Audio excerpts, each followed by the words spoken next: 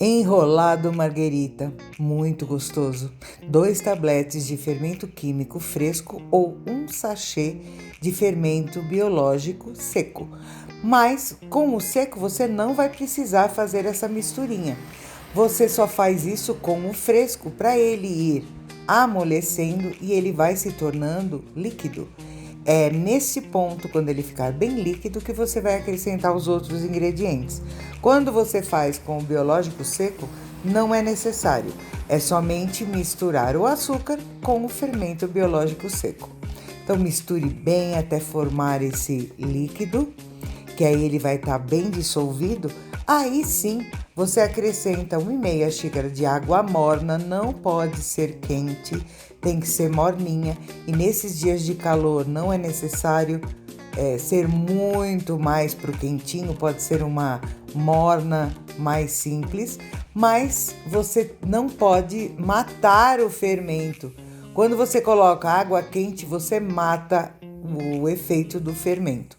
Aí eu coloquei 1 xícara de farinha de trigo para ir misturando, porque na segunda xícara de farinha de trigo, vocês vão ver que vai formar estilo um creminho.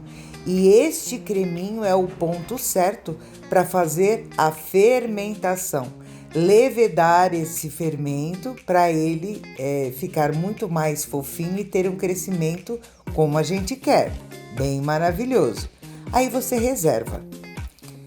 Você pega um plástico, um saquinho e amarra nesta mistura e deixa descansar uns 25 minutos. Como tá calor, ele vai crescer rápido. Aí você pega 3 tomates maduros, mas não aqueles maduros muito vermelhos, firmes.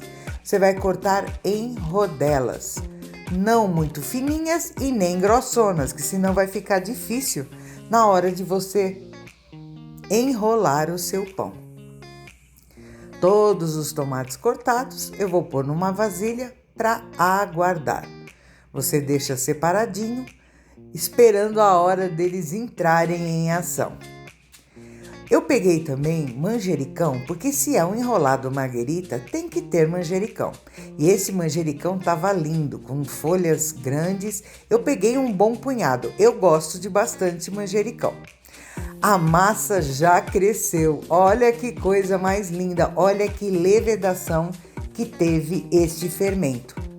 Após isso, com uma colher, eu acrescento mais 1 xícara de farinha de trigo. Antes disso, esqueci de falar, 1 colher de sal. O sal é posto depois, porque se ele é colocado junto com o açúcar, ele inibe o crescimento. Aí mexe bem, vai mexendo enquanto isso com 1 colher, porque vai chegar a hora de pôr a mão na massa. Aí eu coloquei mais 1 xícara, perfazendo 4 xícaras. Mas às vezes, conforme o seu tipo de farinha, e é uma farinha sem fermento, tá? Aí, conforme a farinha, vai precisar de mais ou de menos. Eu tirei a colher, porque já não dava mais, e comecei de fora para dentro, aí puxando essa massa para ir incorporando essa farinha de trigo, para ela ir pegando o ar, né? E também ativar o glúten. Neste caso do pão, a gente tem que ativar o glúten, amassando, mexendo, e vai fazendo esse procedimento de fora para dentro. Peguei mais um pouco de farinha, porque às vezes a farinha é necessária, porque a massa ainda está muito úmida. E a umidade, neste caso, nós não queremos. Nós queremos uma massa macia, maleável, mas não muito úmida. Quando ela começa já não sujar tanto a mão, ela já começa a ficar bem mais solta, está no ponto. Então a massa bem rasga, vocês vão ver que eu vou chegar o momento de eu começar a apertar com as mãos, tipo rasgando a massa. Isso faz criar bolhas e deixar a massa muito mais fofinha. Fiz todo esse procedimento, chegou no ponto, não precisa amassar tanto, ela está crescida. deixei alguns minutinhos, é o tempo de você limpar a bancada e já começar a fazer. Não precisa ter muito tempo, porque ela já teve o tempo de crescimento antes, né?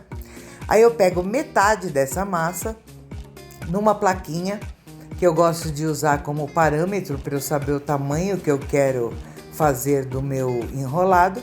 Eu vou abrindo, virando, acomodando dentro da forma. Não precisa ser nada muito regular, porque é um enrolado caseiro, né? Um pão caseiro. E ele fica muito bom, porque depois de enrolado, ninguém vai perceber essas beiradinhas irregulares. Acabei de esticar a massa, aí eu vou começar a pegar os ingredientes.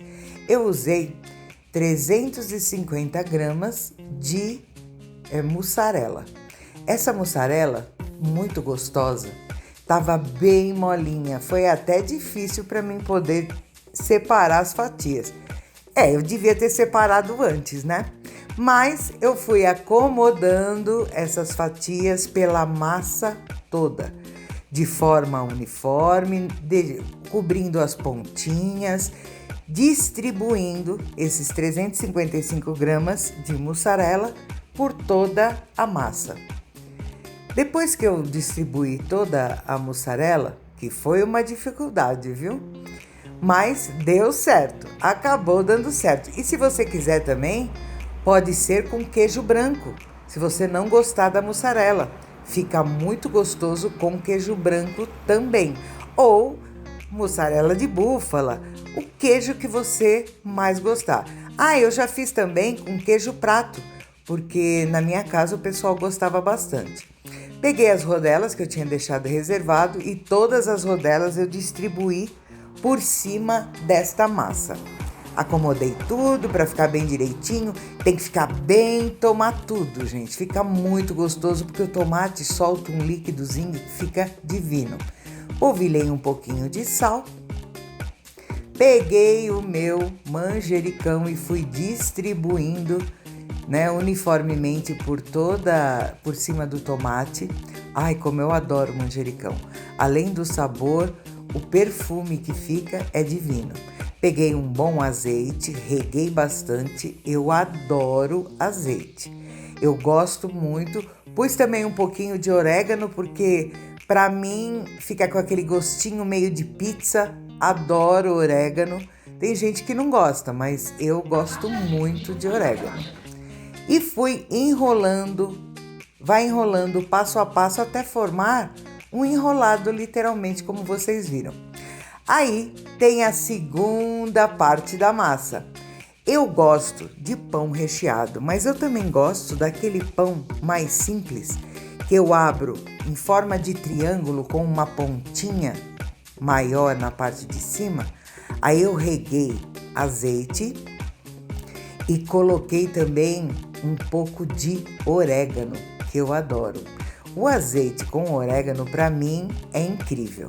Este pão é um pão simples, mas com aroma e esse saborzinho de azeite, que depois eu vou cortar em fatias e vou passar um requeijão, creme cheese. Olha que delícia! Você vai enrolando grosseiramente, o que fica na forma você tira, porque tudo faz parte do pão. E você pega uma forma untada somente com óleo, acomoda os dois pães e rega de novo com mais azeite. Vocês perceberam que eu adoro azeite, né, gente? Eu amo azeite. Aí eu peguei um bom parmesão ralado, eu gosto daquele parmesão que é ralado grosso. E coloquei por cima dos pães para dar aquele charme e aquela crocância, né? Coloquei bem generoso em cima dos pães, apertei bem. E isso é muito gostoso, gente. Nossa, vocês vão adorar. Depois vocês vão me contar se esse pão ficou gostoso ou não. Agora eu vou contar para vocês um truque que muita gente não sabe. É fazer piques com a tesoura em cima da massa, que é para quando esse pão assar e esses sucos que vão sendo formados, na hora que assar, forma aquelas craterinhas, que nem aquelas padarias famosas.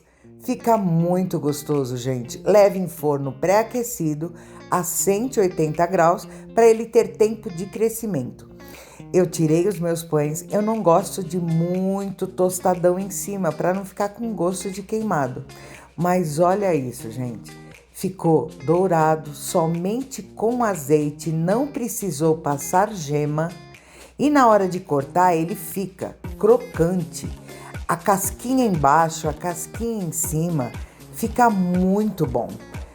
Ele dá um pouquinho de trabalho na hora de cortar por causa da crocância. Mas olha este pão, este enrolado, cheio de recheio, gente, molhadinho, úmido. Eu adoro. Eu tava querendo um lanche gostoso para esse final de semana. Não tava afim de comer comida hoje. E olha isso, este foi o meu lanche. Olha que delícia! Muito tomate, manjericão. Esse sabor é incrível, eu adoro. Eu não resisti, eu tive que comer ele mega quente mesmo, que eu amo, com queijo bem derretido. Olha isso, gente. Muito gostoso. Que sabor delicioso. Vocês vão fazer? Façam e me falem.